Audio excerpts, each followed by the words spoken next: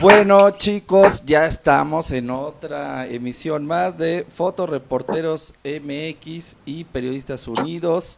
Hoy es 18 de mayo de 2020. Tenemos muchas noticias muy importantes. Y dos grandes invitados hoy: Humberto Monzacchio, Emiliano Pérez Cruz, yo, Alejandro Meléndez, aquí desde la Ciudad de México, mi querido George desde Atlisco, Puebla. ¿Cómo estás, mi querido? Hola, ¿cómo están? ¿Cómo están? Bien, bien, muy bien. Perfecto. El buen Eric Mesa, ahí desde Santa María la Ribera. Y Bien, bien. nuestra querida Cari, desde la colonia, ahora sí lo voy a decir bien, Doctores o Obrera. Eso. No, en la Doctores. Doctores, muy bien. Entonces las Doctores, para que tu mamá no nos vaya a reclamar en redes. Otra vez. Ok. Bueno, y aquí estamos. Oigan, chicos, pues un poquito cuéntenos qué ha habido hoy en noticias. Pues en las noticias del COVID, fíjate que en Bélgica la primera ministra visitó un hospital en Bruselas y fue recibida con una protesta por el personal médico, porque no nada más esto pasa en México, también está pasando en todo el mundo. Resulta que han muerto 9.052 personas y registran hasta 55,000 contagios, y también pues hay una carencia en el suministro para los médicos, para todas las cosas que utilizan, ¿no? Cubrebocas, capas, etcétera, etcétera. En Bélgica, que es uno de los países poderosos de Europa. Exactamente. Y también en China, porque ahora le dimos como que una vueltita más a la parte internacional. El presidente de China, Xi Jinping, anunció que Pekín proporcionará $2,000 millones a lo largo de 2 años para ayudar a países afectados por la pandemia de COVID en los ámbitos económico y social, sobre todo en las naciones en desarrollo. Ojalá que nos toque un cachito, sí, ¿no? Un poquito, ya. Pues eso seguramente ya lo está. Eso seguramente ya lo está gestionando el señor Marcelo Ebrard. Acuérdense que se aventó como 5 viajes a Pekín, o sea. Sí, allá anduvieron. Y bueno, sí, George, no te escuché bien, perdón. Que eso seguramente lo está gestionando el señor Marcelo Ebrard, porque llegaron 5 vuelos de China con aviones llenos. Así es. Respiradores, demás. Y Ebrard para eso es inteligente. Para otras cosas del mal también, pero para eso es el as en la baraja de López Obrador.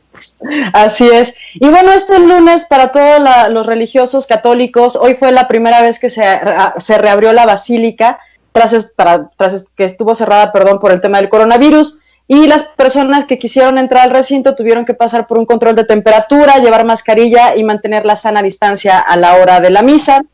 Y bueno, ya que estamos en temas de misa, el presidente López Obrador celebró la reincorporación del titular de la Profeco, Ricardo Sheffield, tras mantenerse en aislamiento por dar positivo de COVID-19. Dicen que por su parte el procurador rindió el informe sobre los precios de los combustibles, ¿no? Pero ya curado, ¿no? Ya curado, exactamente. Los milagros de la 4T. Pues sí, y también otra cosa que pues no entendemos muy bien qué está pasando, la burocracia mexicana paralizó 2 proyectos universitarios que han desarrollado ventiladores pues en algunas universidades para este tema del COVID-19. Los científicos alertan que de cumplir ciertos requisitos en otros países no impedirá que este material médico llegue a tiempo a los hospitales.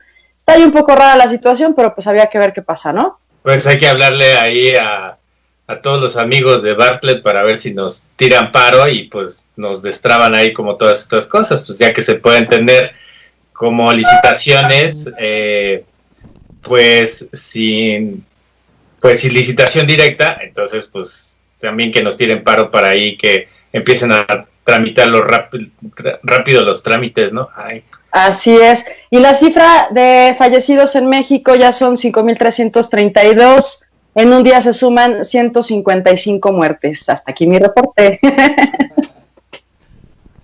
Oigan, pero pues ya vamos rápido a la nacional. Espérame, porque creo que George quiere ahí dar un comentario. Escuchamos al buen Sí. George.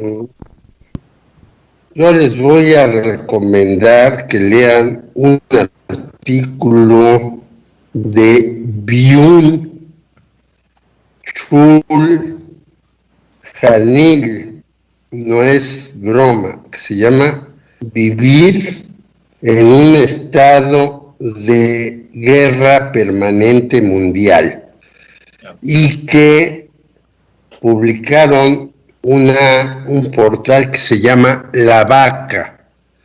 Creo que es el artículo más impresionante que yo he leído, más que los de Zizek, de Chomsky y demás. Y él al final ya dice que el capitalismo es el culpable de todo esto, pero antes hace un análisis sensacional y dice que viviremos de aquí en adelante en una práctica zona de guerra, que este virus no lo va a vencer nadie, ni siquiera la vacuna, y que esto lo va a utilizar los países importantes para automatizar todo, algo que ya vimos en Corea del Sur y en China, que da resultados, pero que limita las libertades.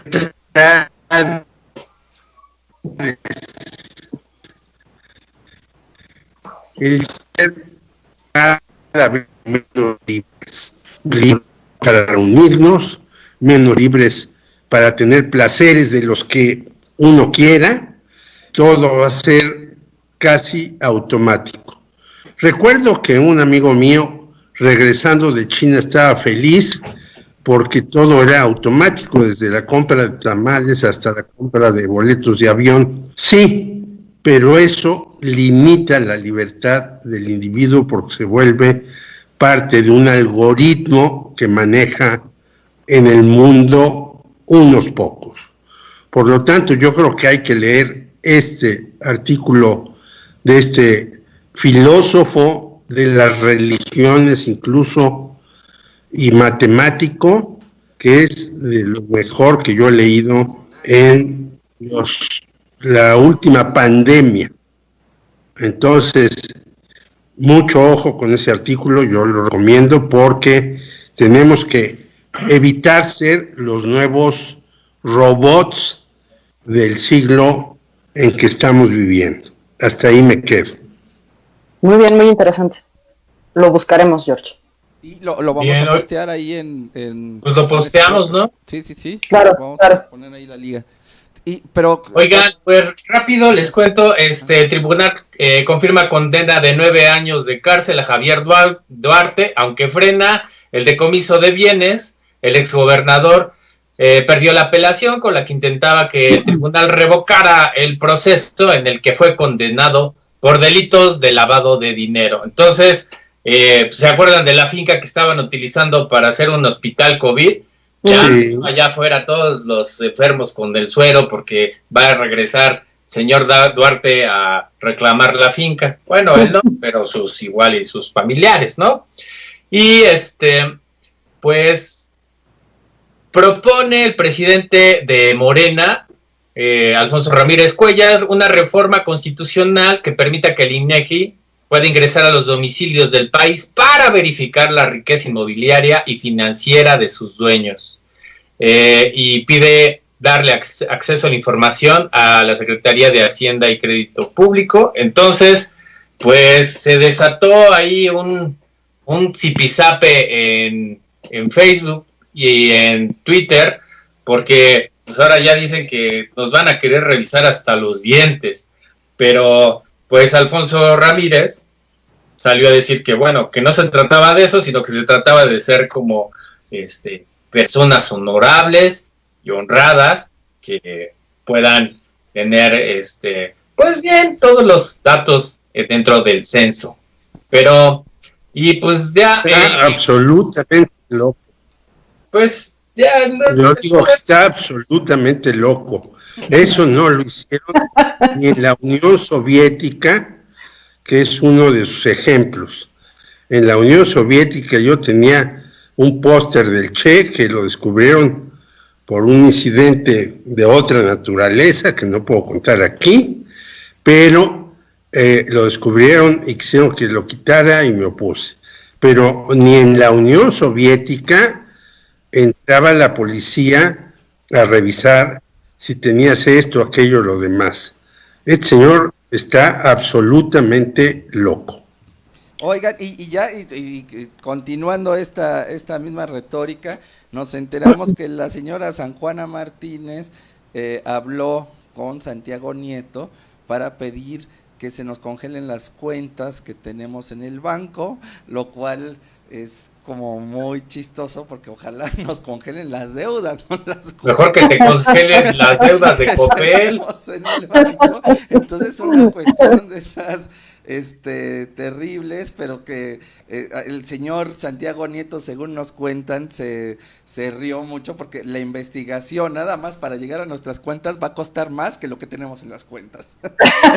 Entonces, esto es de verdad de risa, y algo que no es de risa es que la compañera que ya estuvo con nosotros en este espacio, Estrella Pedrosa, ha sido víctima de ataques por medio de internet, un poquito lo que ya nosotros mostramos con el caso de Notimex, pero ella por el gobierno de Cuauhtémoc Blanco, por cuestionar en las conferencias. Mandamos nuestra solidaridad con Estrella y esperemos que este gobierno recapacite y que no vuelva a crear, como otro caso de Notimex, cuentas bots para desprestigiarla, poner cosas de su familia, decirle que es una prostituta y demás. Entonces, esto creo que no puede seguir esta línea, y que esperemos que desde el gobierno federal cambie toda esta línea, porque ya se ha hecho como una práctica normal seguir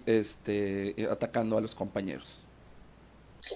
Oigan, pues ya nada más la última noticia: se cumplen 40 años de la canción con la que Ian Curtis, ya todos los que estamos y nos gusta la música, advirtió sobre su trágico final. Ian Curtis es el cantante y líder de Joy Division, que se suicidó hace 40 años, 2 meses después que grabara su tema emblemático. Pero, pues bueno, ya como dato cultural. Pero vamos a pasar a la entrevista que tenemos, ¿no? Que ya teníamos pospuesta y no pudimos hacerla la otra vez, que es con Emiliano Pérez Cruz. Estamos marcando de una vez. Perfecto. Oigan, chicos, y rápidamente a Andrea Aguilar, saludos, mi niño, dice Lucía Meléndez Ortiz. Hola, Riti Robles. Ya estamos aquí con Emiliano. Ojitos, esperen. A ver, permíteme. Dolores Rosas, buenas tardes. ¿Ya escuchas ahí, Emiliano? Hola, muñequita, pone. Hola, mamá. José Luis Ángeles Bolenga, alias El Chili, saludos a todos 4, y Hugo Rosell, saludos al querido Jorge Meléndez. Ok, aquí gracias, ya tenemos a don Emiliano. ¿Sí nos escuchas?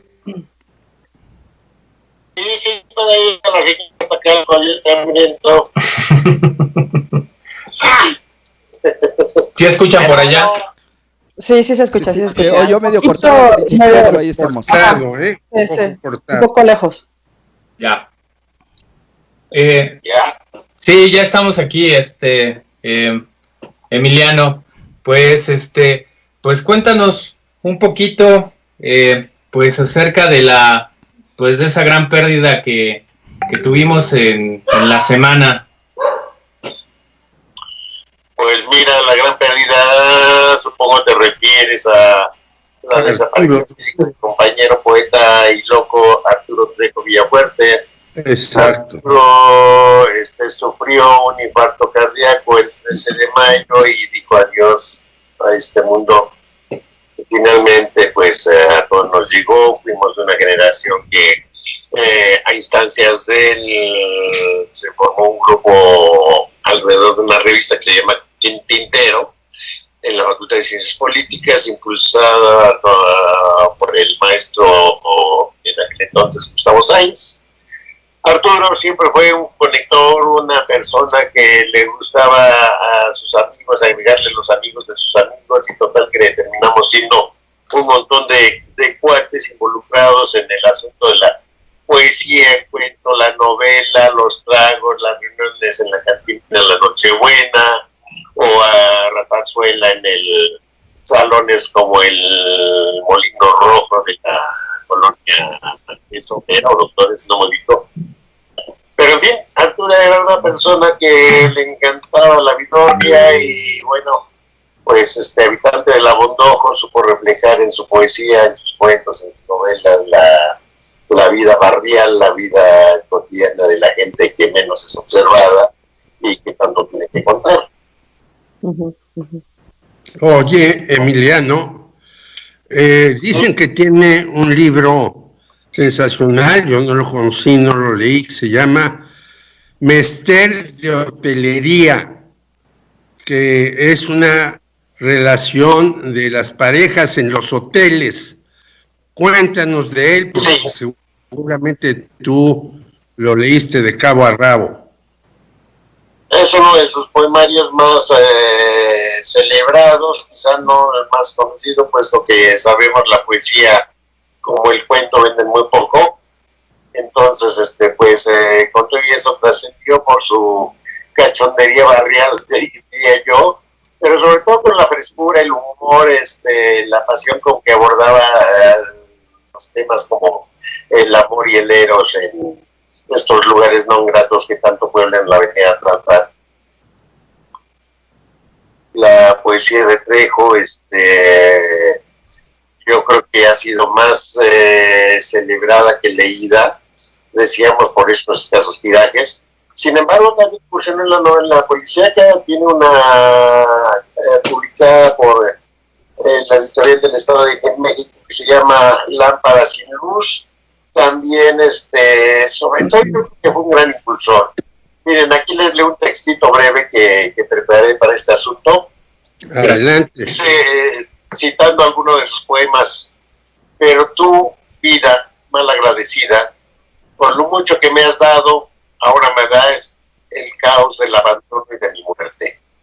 El teacher de Chapingo y de la prepa de la Ciudad de México siguió con su andar de barcote en alta mar y guió a sus alumnos a la lectura de literatura y a la escritura y en no ser malhechotes y a cavilar que el mundo puede transformarse para bien de todos, y lo anterior no le impedía degustar el ron de su preferencia, por lo general con amigos, porque Arturo era un nosotros, con sus hijas y su nieto, y en las clases con sus alumnos.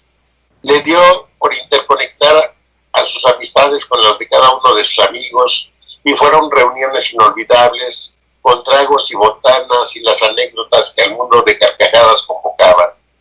Interconectó a gente de otras ciudades y regiones, y se dio tiempo para la poesía, el ensayo, la novela y el trabajo editorial y de imprenta, entre otras muchas actividades, sin dejar de creer a los suyos y a las mujeres su vicio. En la Ciudad de México, o en Texcoco, o en su casa de la Bondojo, con sus abuelos y hermanos, con música para gastar suelas, como hizo en el Molino Rojo, y otras instituciones urbanas para noctívagos, en la enorme ciudad donde grande fue su humanidad, y sus chistes fueron bienvenidos, hasta que le llegó el caos del abandono y de mi muerte, aunque con mucha suerte, sin hospitalizaciones, que de repente su enorme corazón dijo: hasta aquí llegamos, valedor, y no te aguanto el paso ni el peso. Seguro que con la risa que nunca lo abandonó, y como si fuera un chiste, obedeció. Así pasó, así fue, escribió Arturo Trejo Villafuerte, que en Izmiquilpan, Hidalgo nació, y aquí en la Ciudad de México murió. Abrazo gordo y sincero para el poeta de la Bondojo. Muy bien, qué bonito maestro Emiliano, bueno, muy bonito. Y yo le quiero preguntar, si me permiten mis queridos compañeros, usted que lo conoció, ¿qué es lo que más le deja este Trejo, este gran poeta a usted?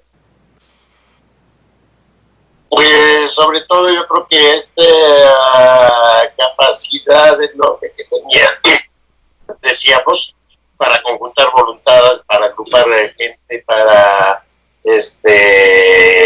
siempre estar atentos a la vida nacional, pero con una brillantez cotidiana, sin aspavientos, sin pasar como el intelectual que todo lo sabe, sino con humor, decíamos, con dichos y dicharachos y sobre todo cábulas y eros. Yo creo que la compañía de Arturo fue fundamental para muchos que nos desarrollamos tanto en el periodismo como en la literatura, desde que era ayudante de Gustavo Sáenz en Ciencias Políticas allá por 1974.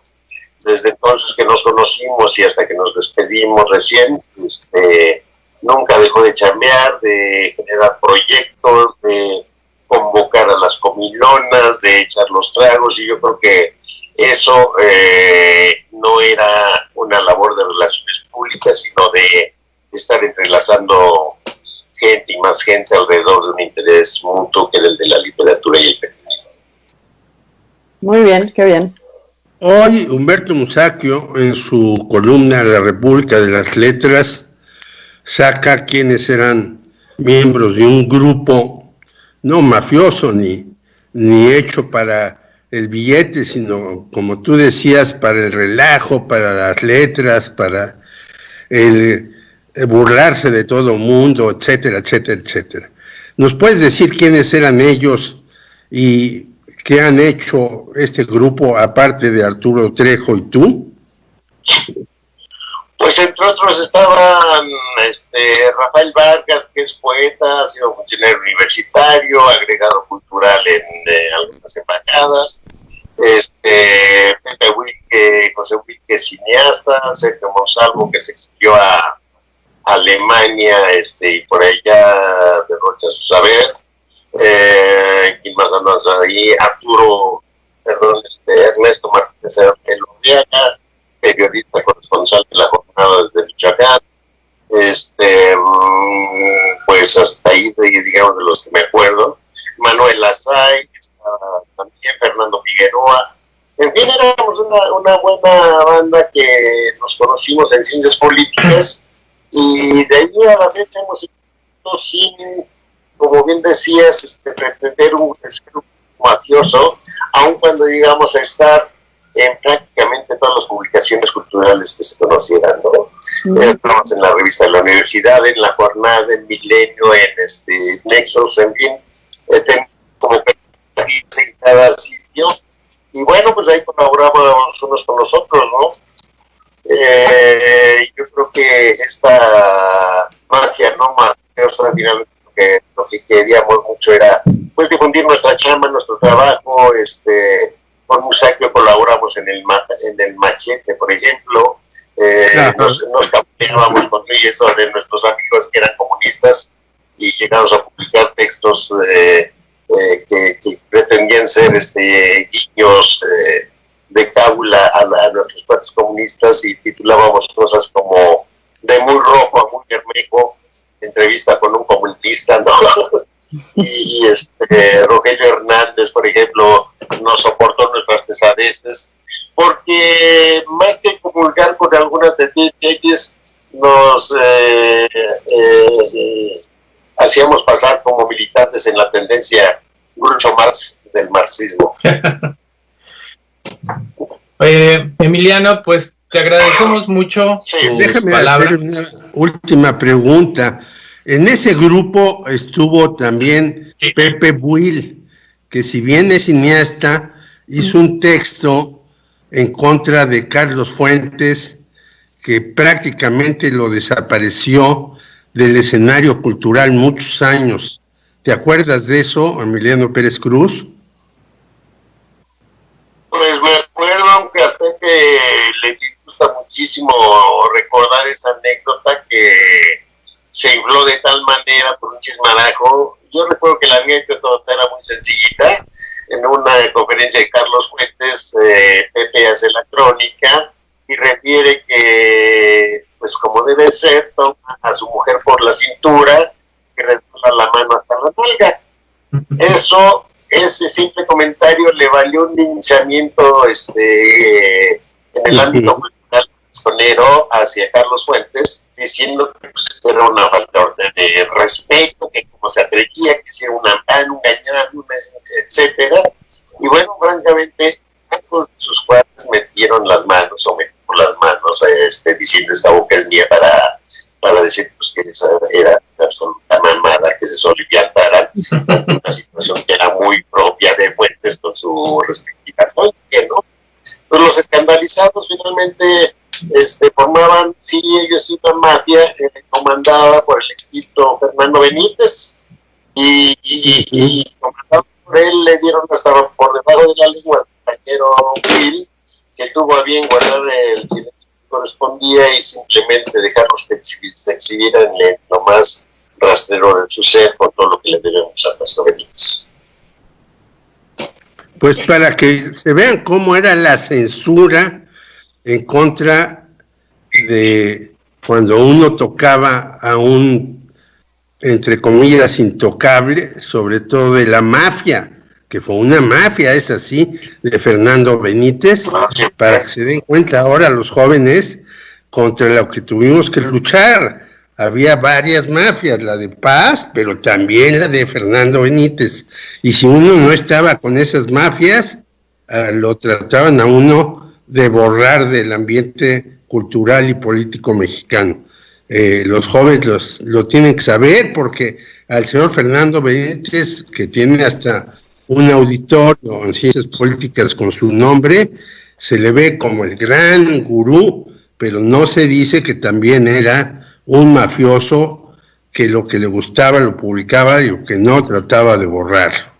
Eso es lo que ocurría en aquellos años y te agradezco por mi parte mucho, Emiliano, que des este testimonio. En efecto, así fue. Por fortuna, Benítez abandonó la dirección que tenía en el suplemento Sábado de 1+1 en su momento, y quien fuera su secretario de redacción, Roberto Batis, vio para atrás con toda la línea de su ex jefe y a todos nos incorporó al suplemento Sábado, y más allá de todo lo que era la mafia de Benítez, empezó a ventilar todo lo que era la actividad cultural generada no solo por el grupo al que nosotros dábamos vida, sino de todos aquellos grupos que fue posible.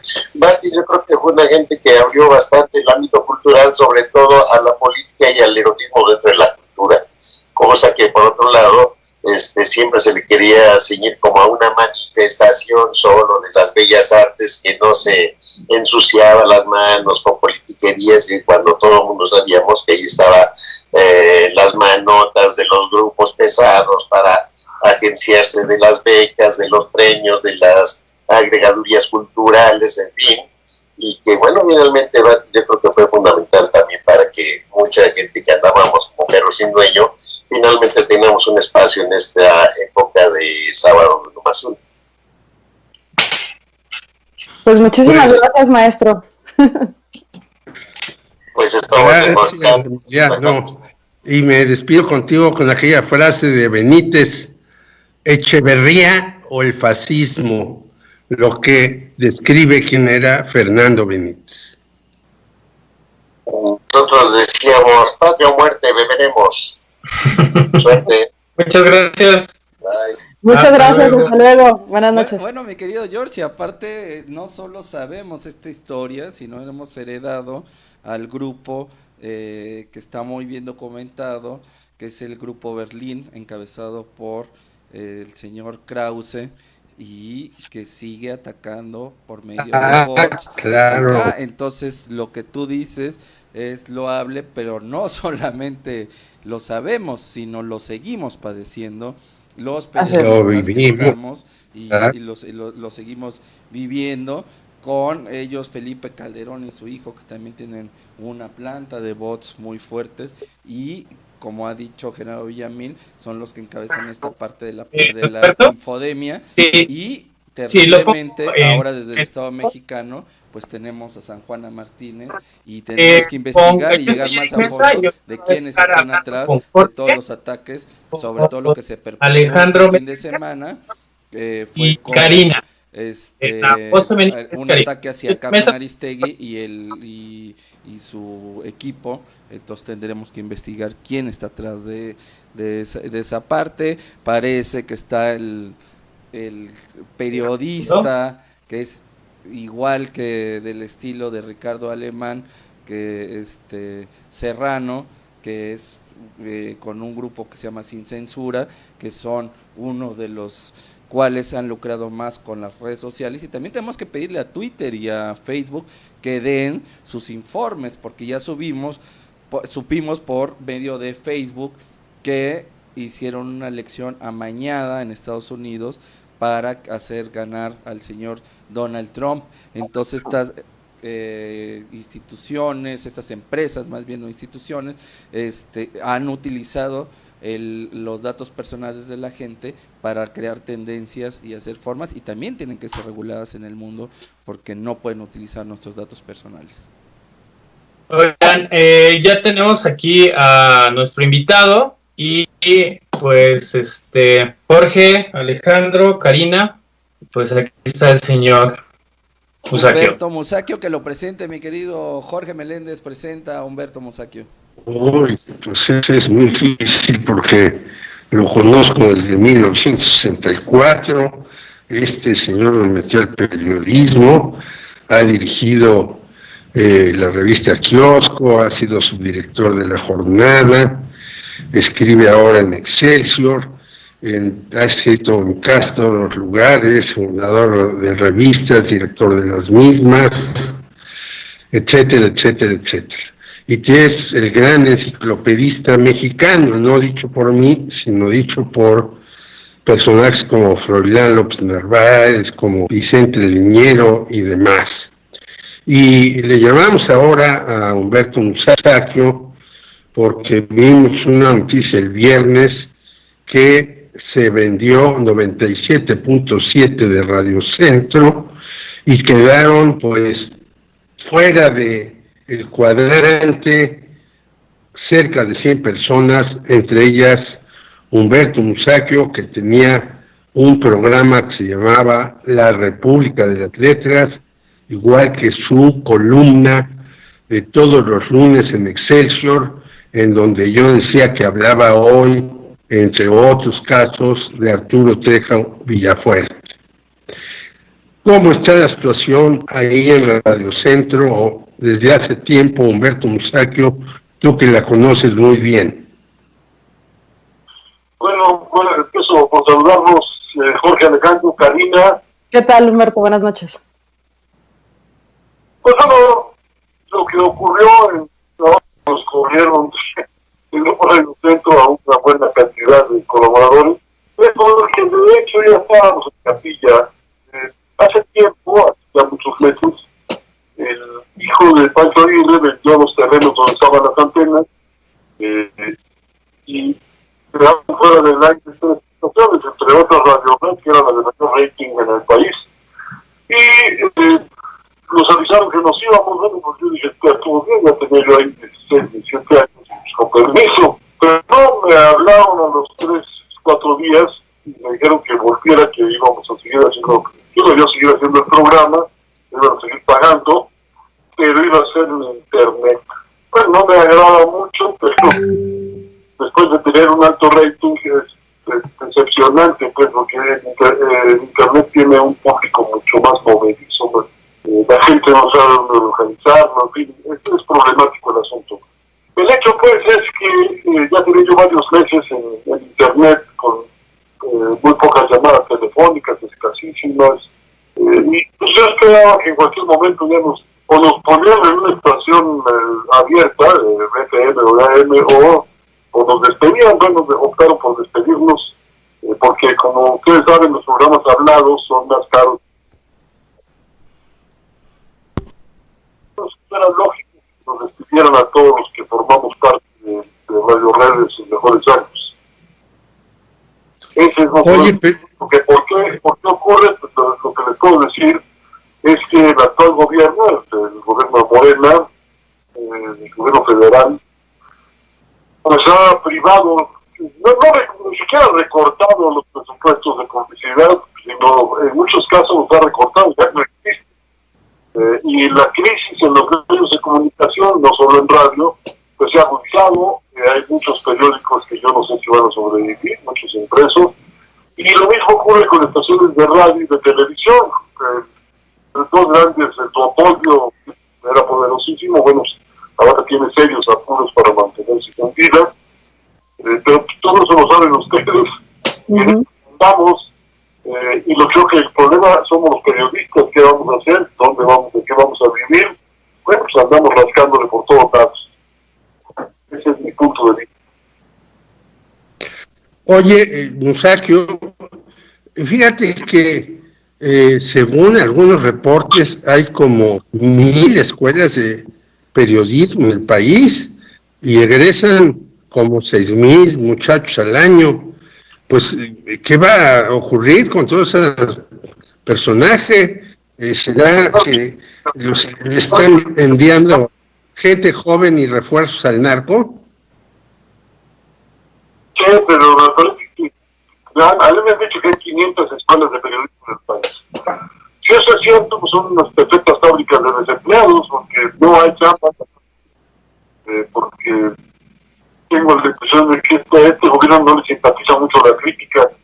Entonces lo mejor es suprimir los medios, acallarlos, si no con censura abierta, pues sí, quitándoles medios para sostenerse. En España, para impulsar el desarrollo de la democracia después de la muerte de Franco, se establecieron subsidios públicos, controlados, atendiendo a la venta de los periódicos. No sé qué ocurrió en Radio Televisión, pero en lo que se refiere a los impresos, había un registro muy puntual de lo que se tiraba, de lo que se vendía, de lo que se facturaba, y de acuerdo con eso, los periódicos, las revistas recibían un subsidio oficial, público, abierto, legal. Aquí no, aquí lo que se prefiere es ahorcar a los medios de comunicación, cosa que lamento porque yo voté por este gobierno y vean nada más. Muchos pero les dan... Sí, muy mal. Pero le dan subsidios de otra manera, por ejemplo, a Salinas Pliego, tanto de seguros como que maneje el dinero para dispersarlo, según dice el señor López Obrador. ¿Por qué a este señor se le dará tanto y a los otros se les recorta? Bueno, yo no creo que le vayan a dar tanto a Salinas Pliego. Recortes para todos, y las dos grandes empresas de televisión, yo sé que están en problemas, incluso la actitud beligerante de TV Azteca contra el gobierno de López Obrador, especialmente contra López-Gatell, que está frente del trabajo contra la pandemia, pues ha sido una actitud muy agresiva, y yo creo que es consecuencia precisamente de que no les han soltado todo el dinero que se esperaban después de haber apoyado a López Obrador en su campaña. Yo veo así el asunto. En Televisa pues, es sabido que hay problemas económicos, que les han recortado brutalmente los ingresos a las personas que quedan, el personal, perdón por la redundancia. En fin, hay problemas serios en los medios de comunicación y este gobierno parece que no se ha dado por enterado. Incluso en los medios públicos hay problemas serios. Por ejemplo, el INER, el Instituto Mexicano de la Radio, tenía presupuesto cuando empezó el año, en enero, solo para el mes de marzo o abril, además, cuando mucho. ¿Por qué? Porque se lo recortaron arbitrariamente y han recortado arbitrariamente el presupuesto de otras emisoras del Estado mexicano. Es no entender que el Estado mexicano no refiere un gobierno a otro. El Estado mexicano necesita contar con sus propios medios para difundir aquello que le interesa a la sociedad mexicana y al propio Estado. Me parece que si no cumple con esa función, está fallándonos también en eso. Y por supuesto, pues si los ahorca, va a tener serios problemas este gobierno. Porque si se priva de sus propios medios de comunicación, bueno, pues ¿qué podemos esperar de los demás? Humberto, ¿y será este el camino que le llevó también a Venezuela todo este asunto de perder sus medios y de cerrar, como ocurrió en aquellos entonces y como sigue ocurriendo? ¿Será que nos augura lo mismo? O sea, porque además muchos venezolanos que están acá en México, cuando venían las elecciones, decían no voten por él porque va a pasar lo que nos pasó con Chávez y con Maduro, ¿no? Y entonces uno que siempre es muy incrédulo de esas cosas, pues ahí está la situación. Y ahora resulta que estamos padeciendo una crisis que nunca habíamos visto tan grave en los medios siempre hemos sido acosados, siempre hemos sido violentados, pero se está viviendo una cuestión de mucha cerrazón contra los medios y de mucha tirria, por decirlo de una forma, contra no estás conmigo, entonces no te apoyo, estás conmigo, te apoyo, y cuando no vuelvas a estar conmigo, entonces otra vez te dejo de apoyar. Efectivamente, en la campaña del presidente de la República contra el periódico Reforma ha sido implacable. No solo contra él. Por ejemplo, yo escribo un Excelsior y me parece que ese periódico ha tenido una actitud muy responsable, ha mantenido una línea equilibrada frente a los hechos de gobierno, los buenos y los malos. Sin embargo, también me tocó el otro día un ataque feroz del presidente de la República, sobre todo dirigido al director, a Pascal Beltrán del Río. No creo que ese es el camino. Me parece que esto es resultado también de que en algún momento le funcionó al presidente de la República de estar hablando todos los días y abriendo frentes y creando enemigos. Pero yo creo que esa es una política que ya se le empezó a revertir. Okay. No lo advierten sus asesores. Si él no escucha a sus asesores, pues creo que va a pasarla muy mal. Y el pueblo mexicano también, porque estas cosas siempre la sociedad se lleva a sus buenos coscorrones, ¿no? Oye, Humberto, y a mí que me ha tocado de calca vivir toda esta parte de ver a mi papá y a ti luchar por los medios públicos, ¿cómo ves que ahora los medios públicos atacan periodistas? O sea, ya llegamos a la mayor perversidad de lo que podría existir en un gobierno. Yo tengo 50 años en este negocio, bueno, este negocio no es negocio, y antes lo que se acostumbraba era que sencillamente si queríamos publicar una crítica dura contra el gobierno, pues no nos la publicaban. Y cuando fui ejecutivo de periódicos, pues ya sabía yo que tenía que cuidar que no hubiera excesos en la crítica al gobierno, porque teníamos que preservar esos medios, porque eran también medios que le servían a la sociedad. Pero lo que hemos visto ahora, ese ataque feroz, cotidiano, contundente contra los medios de comunicación, pues no tiene precedente. No lo tiene en toda la historia de México. Hubo periodos de guerra civil en que, bueno, pues los de un bando condenan a los medios de comunicación del otro bando, desde los periódicos del siglo XIX hasta las representaciones del XX, pero nunca habíamos visto una campaña tan sistemática, cotidiana, de un gobernante contra el periodismo, porque ese es el problema. No son solo los medios de comunicación los atacados, es el periodismo mismo al que se ataca. Yo creo que si eso lo dejamos pasar, no le estamos cumpliendo a la sociedad mexicana. Por eso yo creo que es muy sana la crítica, es muy sano ejercerla y es muy conveniente, no solo para la sociedad, sino también para el propio gobierno, para que se vea en ese espejo y enmiende sus errores, sus malos pasos. Pero hasta ahora eso no lo hemos visto. Yo creo que este gobierno va a tener que abandonar muy pronto las mañaneras, y después va a tener que administrar de manera muy sabia y muy limitada las declaraciones de cualquier tipo del gobierno federal. No es buen negocio político para este gobierno estar atacando a medio mundo, creándose enemigos todos los días. Me parece que por ahí no va a llegar muy lejos. Y México necesita de cierta estabilidad, y necesitamos tener también una política de concordia entre las clases sociales, que nos viene un periodo de un inmenso desempleo que ya empezó, y el país necesita inversión privada. Creer que todo lo va a resolver el Tren Maya o las Dos Bocas, me parece que es apostarle a una posibilidad muy limitada. No sé cómo lo vea usted. Pues muy preocupante, Humberto. ¿Y tú piensas que todos los medios necesitan transformarse o ya es una transformación inmediata de acuerdo a las situaciones que se están viviendo en estos momentos? Bueno, desde fines del sexenio pasado hubo despidos masivos en los medios de comunicación en toda la República.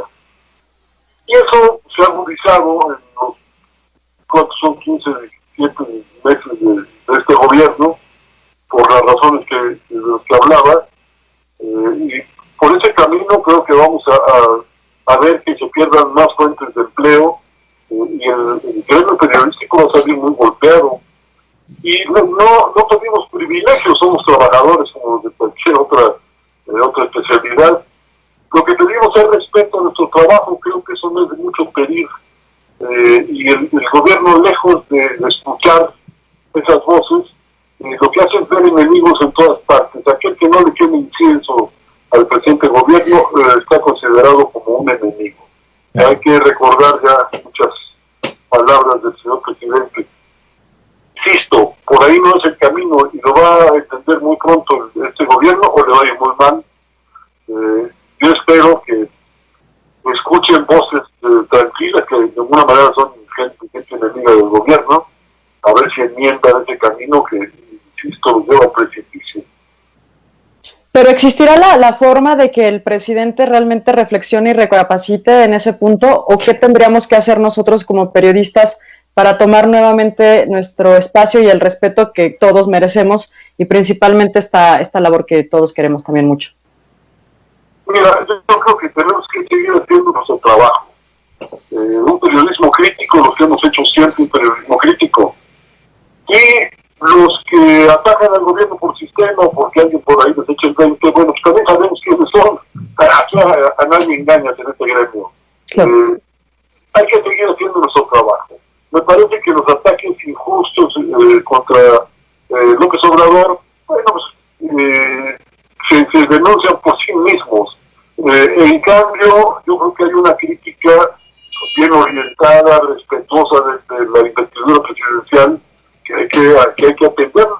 Más de daña al gobierno atenderla, porque si no lo hace, insisto, se va a meter en serios problemas. Pero yo lo que advierto es que este gobierno tiene que callarse un buen rato, contribuir a la concordia nacional, porque hay mucha polarización y el gobierno es responsable de haberla promovido en buena medida. Sabemos que desde hace muchos años hay campañas en sectores de ultraderecha contra López Obrador, antes de que fuera presidente.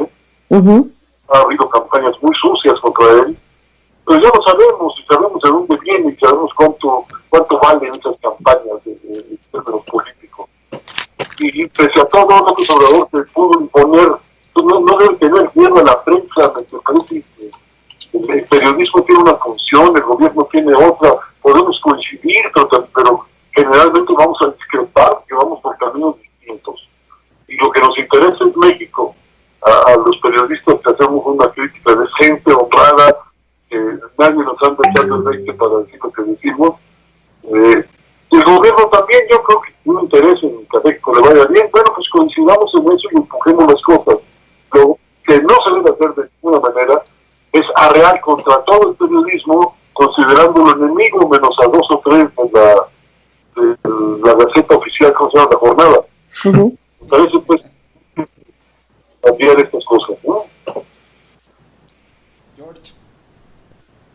Pues no, yo he visto 3 días discontinuos, una defensa a ultranza de la señora San Juana Martínez en la jornada, sin que exista una línea de la voz diferente de San Juana Martínez. Y me llama la atención que la jornada, que se fundó, entre otros, por ti, y que era para darle voz a la gente y hacerla plural, pues ahora se haya vuelto singular, simplista, unilateral.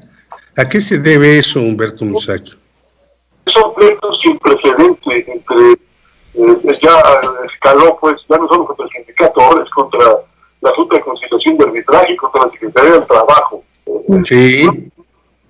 El presidente no puede permitir que sus fuerzas estén desgreñando en público, pero tomen nota, está ocurriendo y es gravísimo. Y otra cosa, el periódico La Jornada hizo una encuesta, un reportaje encuesta con políticos de Morena, senadores, la mayoría, o todos ellos, en el que dicen, hacen en defensa de Notimex, y limitan el derecho del sindicatos a defender sus reivindicaciones, el derecho de los trabajadores a defender sus conquistas. Me parece gravísimo que estos senadores hayan salido a decir esas barbaridades. El derecho de huelga es una histórica de la clase obrera mexicana. Entonces, querer minimizar lo que Morena, que los diputados, senadores de Morena, que son personajes que están muy a la vista, salgan a combatir el derecho de huelga, me parece no solo inaceptable, sino que no puedo concebir que alguien como Martí Batres lo diga. Yo le tengo un gran aprecio a Martí Batres, me sorprende que diga algo así. El derecho de huelga está por encima del interés informativo de esa empresa. Dicen es que si se cierra la empresa, se deja a la sociedad mexicana sin información sobre la epidemia. No. Con esos apalearon a los ferrocarrileros porque dejaban al país sin transporte. Con ese pretexto apalearon a los médicos porque dejaban al país sin medicina. Ese es el viejo pretexto. Hay siempre cosas más importantes del derecho de huelga. Pues no las hay. El derecho de huelga lo conquistaron los trabajadores mexicanos a costa de una gran cantidad de mártires. Y este gobierno está más obligado que cualquier otro a respetarlo.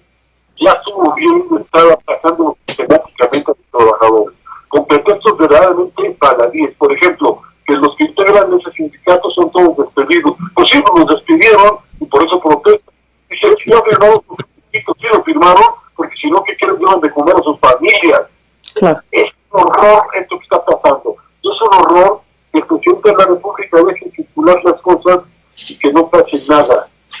¿A ese gobierno vamos a apoyar a los trabajadores? Pregunto. Pues es una gran pregunta porque no sabemos, ¿no? Esa es la gran incógnita que existe con toda esta situación, con el tema de Notimex, que además también hay que preguntarse por qué se ha tardado tanto el presidente para separar a San Juana de su cargo mientras se hace la investigación por el momento y pues ya después que se decida el futuro del organismo, ¿no? Pues qué lamentable, ¿no? Qué lamentable. Pues muchas gracias, Humberto Musacchio, por toda esta clase de periodismo y de historia, tú que eres enciclopedista, que nos has dado y que nos llama a volver a reivindicar lo que siempre hemos reivindicado, la libertad del individuo, no de las empresas, ni de los consorcios, ni de los políticos, ni de las mafias, ni de los grupos, sino del individuo, para poder hacer el trabajo, realizarlo, tener el sustento necesario para vivir él y su familia, como dice en la Constitución, y no seguir en este empantanamiento en el que estamos. Muchas gracias. Quiero agregar algo sobre los trabajadores de Notimex, que eso no les quita sus derechos. Que quede muy claro, la ley federal del trabajo, el derecho laboral es tutelar, está para tutelar a los trabajadores. Si los trabajadores se ven obligados por hambre a aceptar algo de los patrones, esto no les quita sus derechos. Entonces, que tomen nota nuestros amigos de Notimex, del gobierno y del Senado. Así es, muchas gracias, mi querido. Muchas gracias. Oye, y yo nada más quiero cerrar antes, mi querido Musacchio, un mensaje que te deja Lucía Meléndez Ortiz, que dice: mi querido príncipe, un abrazo, y te lo quería participar, y aquí está. Creo que ya se fue Musacchio. Ya no lo escuchó, sí, ya no lo escuchó, ¿será? Sí, no, ya. Ok. Bueno, Lucía Meléndez dice: mi querido príncipe, un abrazo, y le manda un gran abrazo a Humberto Musacchio.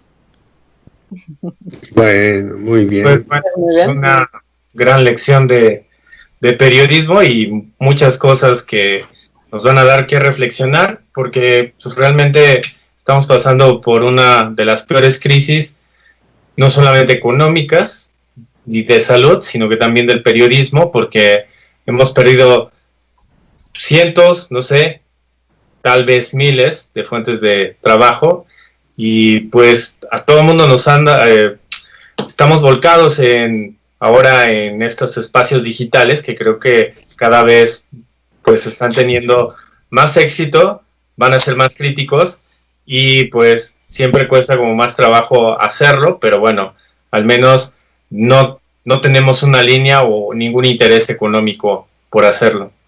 Y como dice Musakio, ¿no? A final de cuentas nosotros tenemos que seguir haciendo nuestra chamba, que es trabajar, es reportear, es buscar informaciones, hablar, analizar los temas que están siendo coyunturales y pues, como bien dices tú también, encontrar los espacios para poder difundir lo que tenemos que decir. Y yo dejaría dos pensamientos después de haber escuchado al gran Musakio.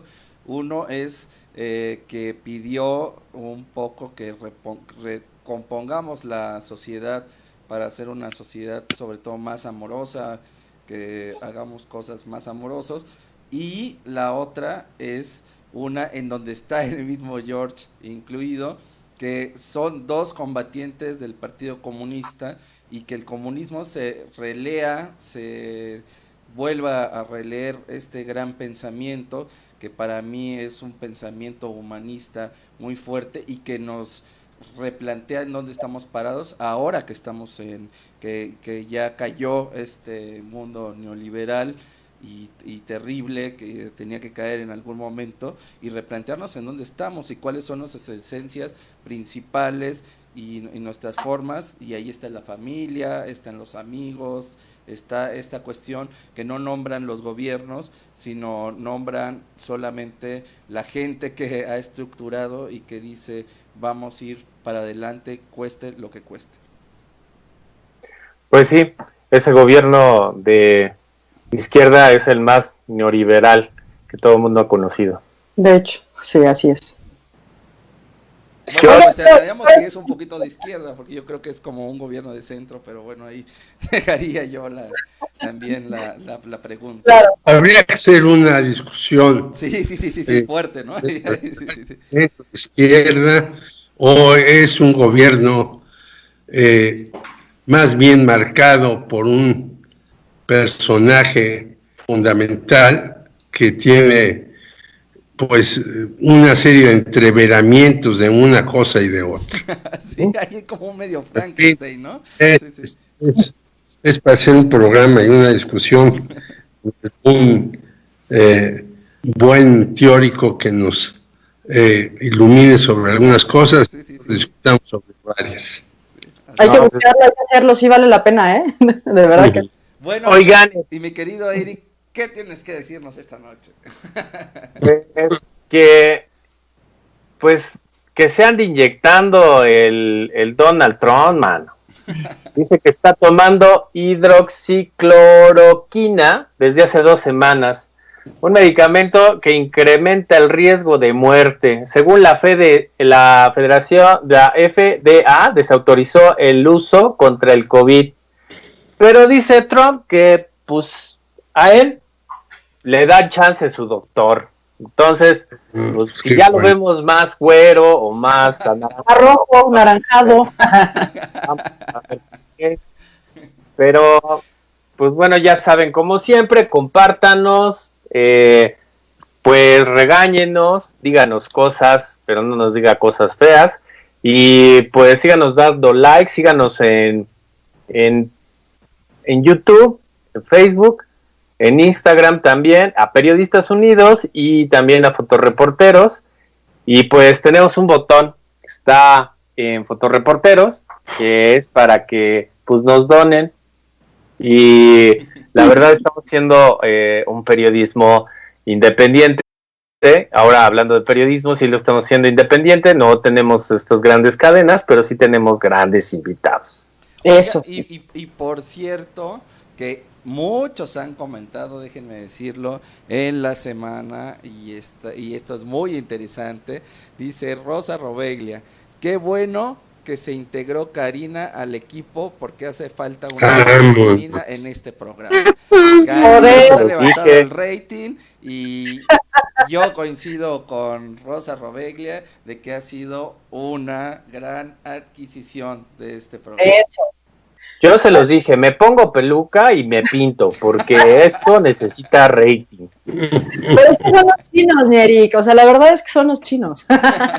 Pues mira, ahora ya que llegaste ya no me da tiempo de ni peinarme. Eso. Oye, Pero además yo también les quiero agradecer la incorporación a este gran programa, que yo los quiero mucho, y además este gran equipo, y también agradecerle y recordarle a todas las personas que nos están viendo que tengo una columna con Periodistas Unidos que se llama Salto Cuántico. Así es. Hoy se publicó y justo hablamos sobre el tema de la corrupción que se está dando en las clases en línea, provocada porque pues obviamente muchos alumnos, no obviamente porque hay muchos que sí, otros alumnos están tomando esta práctica vieja, no vieja, pero no por eso deja de existir, ¿no? De pagarle a los maestros para pasar las materias, de comprar el 10, de comprar el examen. Entonces, échenle un ojo ahí en Salto Cuántico, en periodistasunidos.com.mx, para que la lean, nos comenten, y pues obviamente también, fíjense que hoy todo el día me han estado llegando un montón de mensajes donde me hablan de otras corrupciones que existen en universidades de otras partes del país, y también en secundarias, de hecho, ¿no?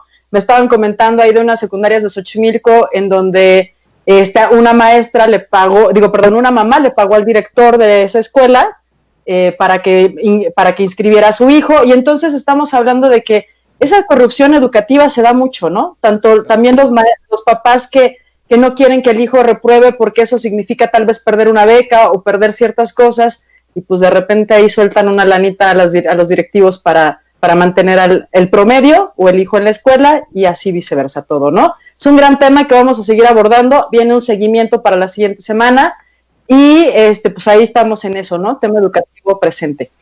Perfecto. Asisi Sánchez dice muy bien todo lo expuesto el día de hoy. Tonancy Zarango, y qué adquisición, pone Tonancy. Estoy de acuerdo, dice Dolores Rosas. Eso. Muy bien.